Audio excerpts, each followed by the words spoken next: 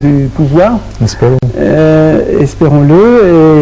Et sur ces mots-là, plein d'espoir en tout cas, nous parvenons au terme de cette première partie de notre interview. Merci beaucoup. Merci beaucoup, Monsieur Mounir Hamza. Vous êtes chercheur en religion et philosophie religieuse et politique. Merci beaucoup. À présent, mesdames, messieurs, on passe à notre deuxième entretien dans quelques instants. L'Égypte appelle à affronter avec détermination le terrorisme au Moyen-Orient. Dans un discours devant l'Assemblée générale de l'ONU, le président Abdel Fattah el-Sisi a appelé hier la communauté internationale à affronter avec détermination le terrorisme au Proche-Orient. Le pourquoi du comment dans ce commentaire.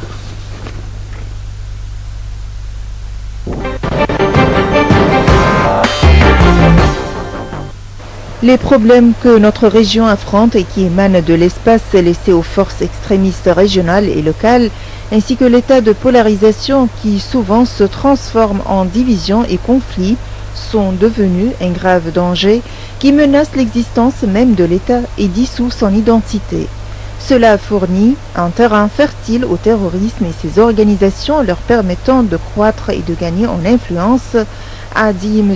Sisi dans son discours lors du débat général de la 69e session de l'Assemblée générale. Selon lui, le monde commence à comprendre ce qui est arrivé à l'Égypte et les circonstances qui ont conduit les Égyptiens à descendre dans la rue pour se rebeller contre les forces de l'extrémisme.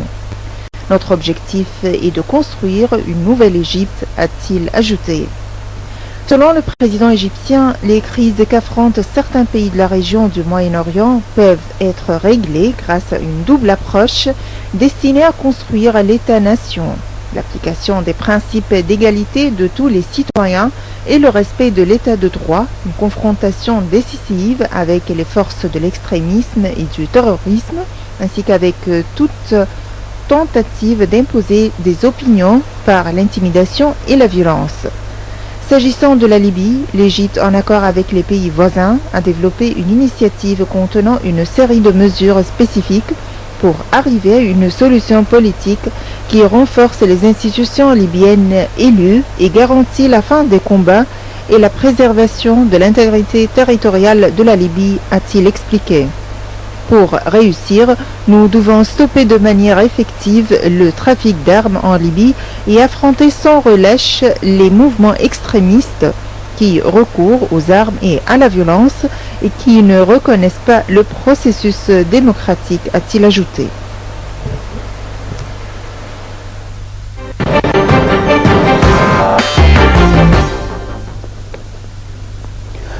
Mesdames, Messieurs, c'était donc notre entretien et notre commentaire sur la situation en Syrie, en Irak et Daesh.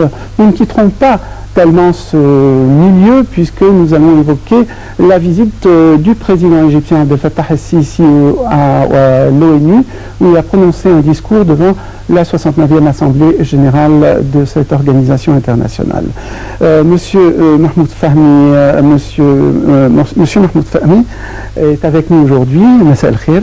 Bonsoir. Bonsoir. Il est analyste politique et nous parlera de la visite du président Abdel Fattah el-Sisi à l'Assemblée générale des Nations Unies et de la rencontre entre le président el-Sisi et son homologue américain Barack Obama à la demande de ce dernier.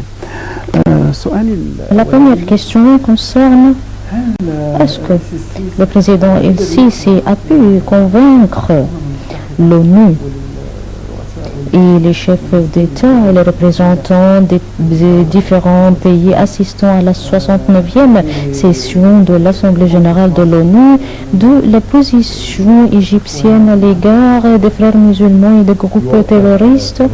En réalité, le président el-Sisi, tout le monde a vu à travers les écrans de la télévision la position et la situation qui a été passée en revue par le président el-Sisi concernant la région du Proche-Orient, non pas seulement la question des frères musulmans, mais il y a des dimensions qui ont été expliquées par le président el-Sisi. Je crois que tout la communauté internationale a pu changer son point de vue parce qu'il y avait plusieurs visions, plusieurs concepts erronés ou que le monde a mal interprété la situation émanant de sa propre culture. Pour cette raison, le président El-Sisi a passé en revue la situation au Proche-Orient. Il a adressé un message au monde selon lequel l'Égypte était pris de l'épée et l'Égypte ne persécute plus un groupe, mais l'Égypte rejette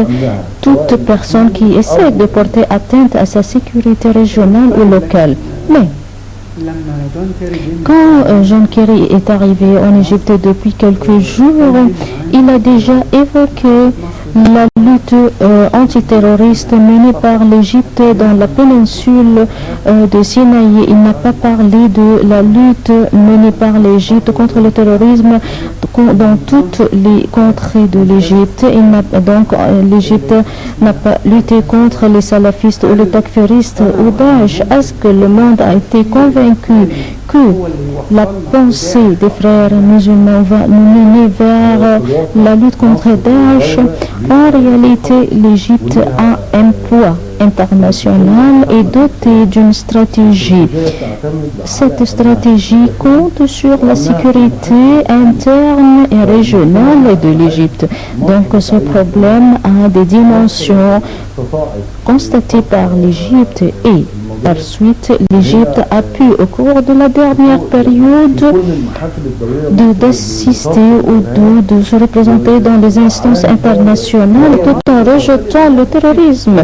Oui, je sais que l'Égypte rejette le terrorisme, mais est-ce qu'il y avait une réaction de la part de l'Europe, de l'Angleterre? Vous savez que la Grande-Bretagne inclut des frères musulmans. Est-ce que le président a pu convaincre la Grande-Bretagne de ne pas accueillir les frères musulmans? Je crois que la communauté internationale a commencé à comprendre la situation. Peut-être la Grande-Bretagne agit selon ses propres points de vue.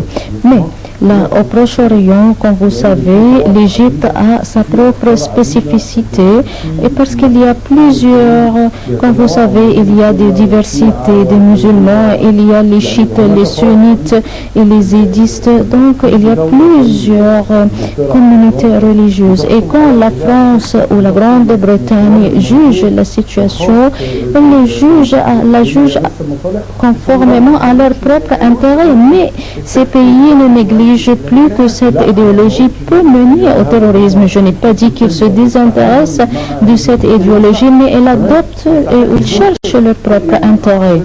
Donc, peut-être vous voulez dire qu'ils savent très bien les problèmes de ces personnes, mais pas de problème pour eux, parce qu'ils manipulent les politiques en faveur de leur propre intérêt. Ce qui leur intéresse, ce qui les intéresse, ce n'est pas s'ils le détestent ou pas, mais ils cherchent leur propre intérêt. Donc, on ressent également que la relation égypto-américaine, bien qu'il y avait plusieurs Égyptiens qui soutiennent ou qui aiment les États-Unis, mais ils étaient contre la position des États-Unis à l'égard des frères musulmans. Donc le peuple égyptien veut se diriger vers la Russie, l'Afrique du Sud, dont l'économie est plus proche de la nôtre. Donc de cette façon, nous pouvons mener des transactions économiques avec ces pays qui peuvent devenir des marchés aux produits égyptiens. Et comme nous avons vu que quand l'Europe a interdit l'importation de certains produits russes, la Russie s'est dirigée vers l'exportation de ces produits vers l'Égypte. Pourquoi l'Égypte ne cherche plus à relancer ses relations avec la Russie et la Chine? Comme vous avez déjà dit, l'Égypte, après la révolution de 30 juin, a révisé sa politique étrangère et a fait retourner l'équilibre des relations externes avec les autres pays, c'est-à-dire l'Égypte adopte le principe du même pied d'égalité de manière à réaliser les intérêts de tous les pays. On ne compte pas seulement sur les États-Unis, Mais nous avons vu la visite du président ici en Russie et l'Égypte essaie de diversifier ses relations avec les autres pays et c'est ce qui a été déclaré par notre président dans plusieurs occasions.